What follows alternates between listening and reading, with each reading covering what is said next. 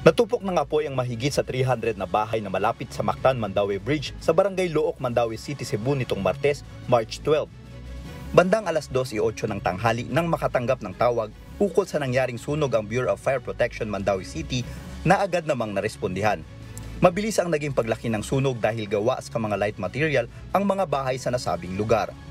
Tumagal ng mahigit 2 oras ang insidente at idineklarang fire out bandang alas 2:16 ng hapon.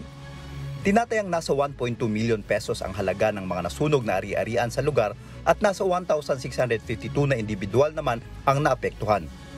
Wala namang naiulat na nasawi sa nasabing insidente. Ayon kay Senior Fire Officer 2 Leo Andicoy ng BFP Mandaue, iniimbestigahan pa ng ahensya ang sanhi ng sunog. Padayon ato pag-check, padayon ang atong investigations. Totally, sir, ang atong spot is within 24 hours lang. Pero ang atong final investigation ani mo, consider ko din siya mo long last na at least 45 days.